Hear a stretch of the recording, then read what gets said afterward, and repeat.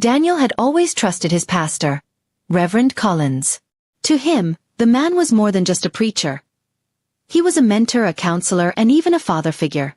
Whenever Daniel and his wife, Laura, faced marital struggles, they turned to Collins for guidance. Daniel never doubted his intentions, believing that the pastor's advice came from a place of wisdom and spiritual care. That trust, however, would soon become the very weapon used against him. It began subtly. Collins would often point out Laura's unhappiness in their counseling sessions, suggesting that perhaps she felt unappreciated or unfulfilled. Daniel, eager to be a better husband, tried harder, buying flowers, working fewer hours, and listening more. But the pastor's words had already planted seeds of doubt in his mind. Maybe she really isn't happy with me, Daniel thought to himself, even though Laura rarely voiced such feelings directly. Over time, the pastor's advice grew bolder. He hinted that Laura might have needs Daniel couldn't meet, emotionally or otherwise. He would shake his head and sigh, as though carrying a burden he couldn't fully explain. Eventually, he suggested that perhaps the marriage itself was flawed, beyond saving. Sometimes, Collins said during one late session, the godliest thing you can do is let someone go. Daniel was torn. Divorce was the last thing he wanted, but Collins framed it as an act of love, a sacrifice for Laura's happiness.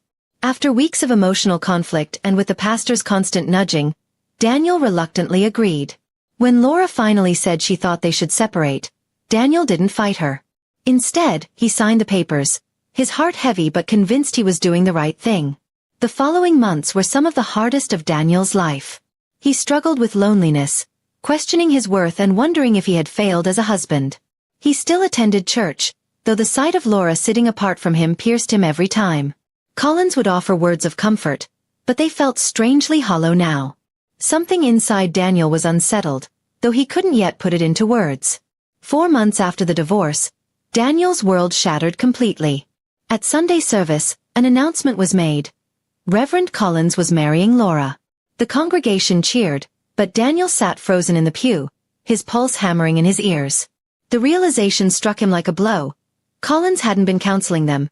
He had been manipulating the situation all along, guiding Daniel toward letting go so he could have Laura for himself. Rage and betrayal consumed Daniel. He replayed every counseling session in his mind, every word Collins had spoken, now seeing them for what they truly were, carefully crafted lies.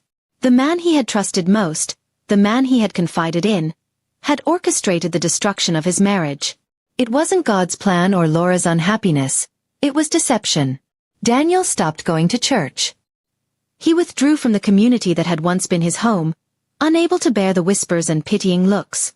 Some people suspected the truth, but no one dared speak against Collins openly. The pastor had too much influence, too much control. Daniel felt silenced, powerless, and utterly alone. Still, the truth gnawed at him, demanding to be heard. Slowly, Daniel began sharing his story with close friends and eventually with a few members of the church. Whispers turned into questions, and questions turned into doubt about Collins's character.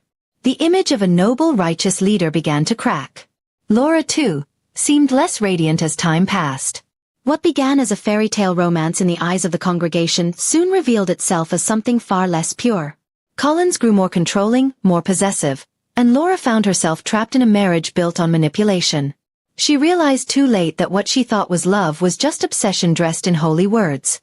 Meanwhile, Daniel found healing in unexpected places. Away from Collins's influence, he rediscovered his own strength and faith. He began volunteering at a different church, one where honesty and compassion replaced manipulation and control. People admired his resilience, his quiet dignity in the face of betrayal.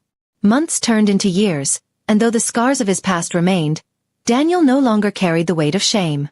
Instead, he carried wisdom. He had learned that not every man who speaks of God truly follows him, and not every trusted voice deserves blind faith. Betrayal had broken him, but it had also taught him to stand taller.